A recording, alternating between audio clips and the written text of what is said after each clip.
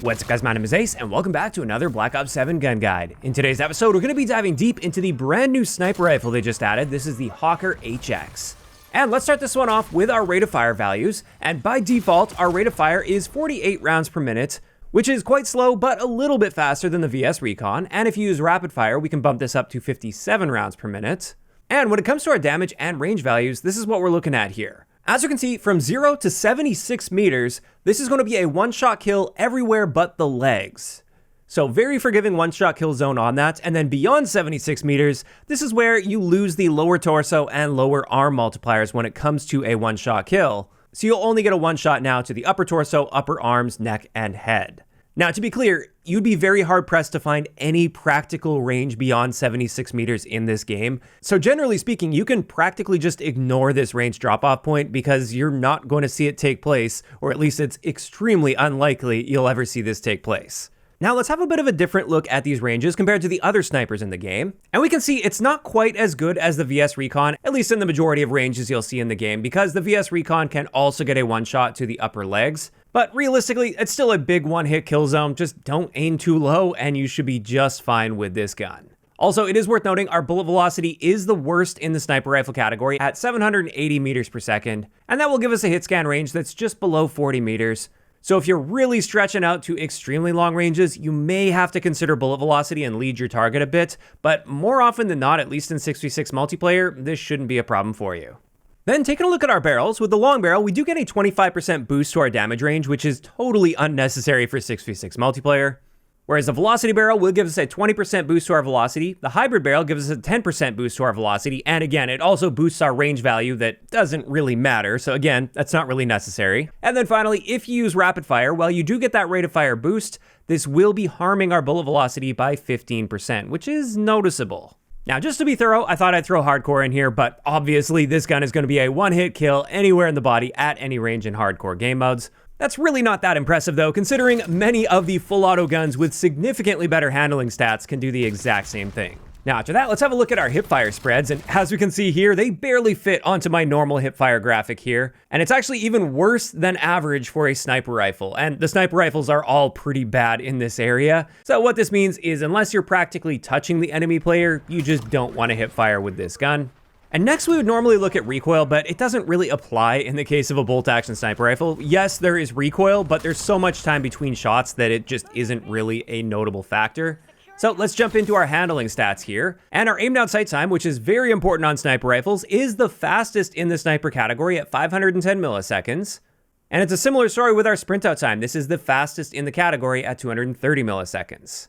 Now, unfortunately, that does come at a cost. Our idle sway is tied with the XR3 Ion as being the worst in the sniper category. And as you can see here, if you don't hold your breath, especially after the initial delay, you've got a ton of idle sway with this. It's going to be swaying around like crazy on you and very quickly. So you really want to get that shot off very quickly or use attachments that reduce this idle sway value. And then another key stat I wanted to look at that really applies to sniper rifles is how fast can you swap to a secondary weapon? And just as a control, I swapped to a Jaeger 45 pistol. And as you can see here, the Hawker HX is tied with the Shadow SK as being among the faster sniper rifles to swap to that pistol at 650 milliseconds. Now after that, let's have a look at our reload add time, which is better than average for a sniper rifle at 2.2 seconds. And keep in mind, we get a standard magazine capacity at 7 rounds. Which is not bad for a bolt-action sniper. And we can see all of the magazine attachments and their reload times. One thing I want to point out is in the menus, it says the Fast Mag 1 attachment is the 8-round mag, when in reality, you only spawn in with 7 rounds. So that one only improves your reload time. It doesn't improve your capacity at all.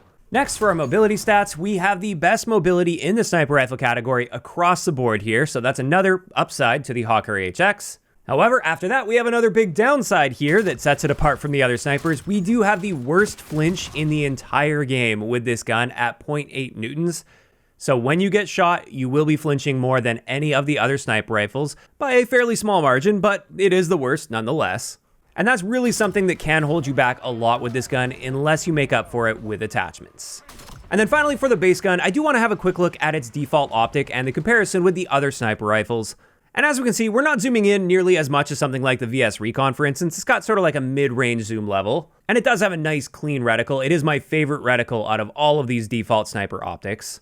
So that's actually my preference with this gun, it's just the default optic. And with that, we can finally move into the prestige attachment on this gun, which is the 25-inch votive barrel. And with this one, it improves our hipfire and tactical stance spreads, it improves all of our movement speed values, and it improves our aim down sight and sprint to fire times. And the only downsides here are an increase to the recoil that we experience, but as I said earlier, with a bolt action gun, recoil isn't really that important because it's going to take you quite a bit of time to get your next shot anyway, and by then, you can easily get yourself back on target. As a result, I really like this attachment and I'd highly recommend using it, at least on certain types of setups where you're trying to be a bit more mobile and aim down sight faster.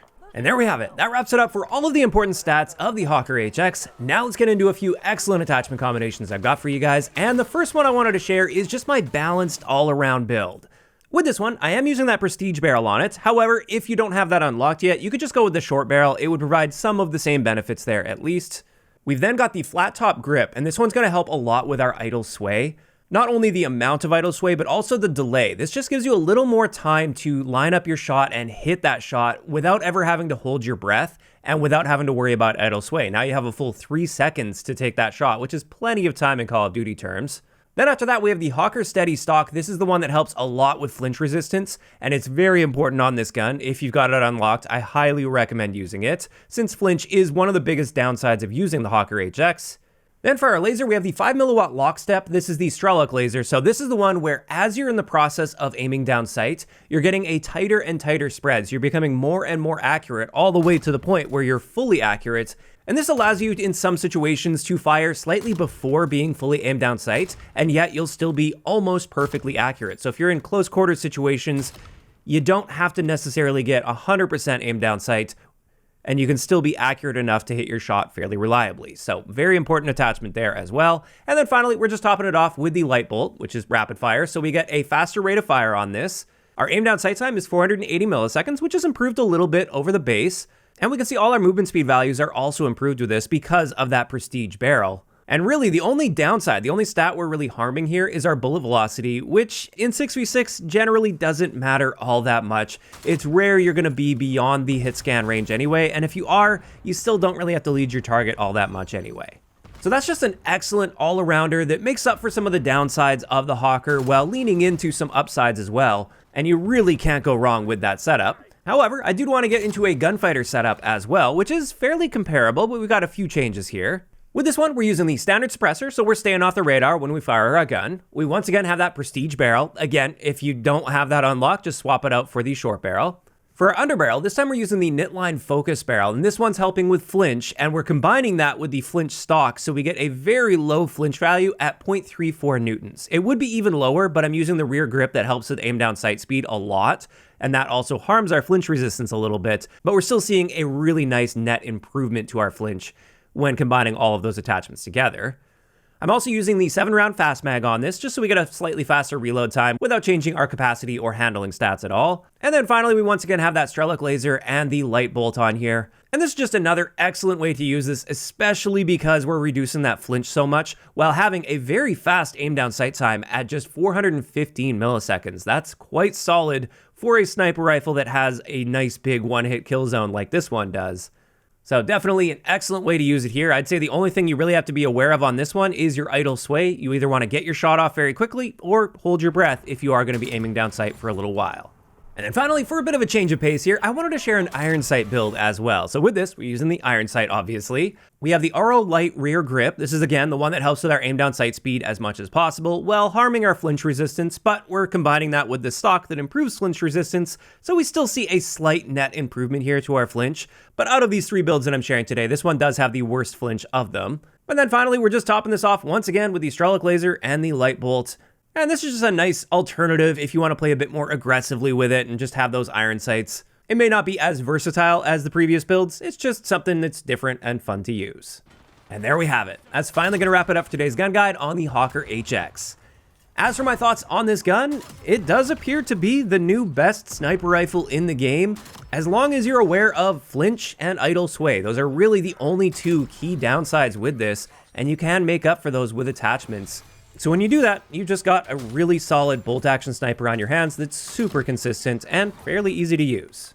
Now, of course, I am curious to hear from you guys in those comments down below. How are you feeling about the Hawker HX so far in Black Ops 7? And if you guys have missed any of the previous gun guides, I will leave a link to the playlist in the description of the video. If you enjoyed this one, a like rating is always appreciated, and don't forget to subscribe for more if you haven't already. I'll talk to you guys next time.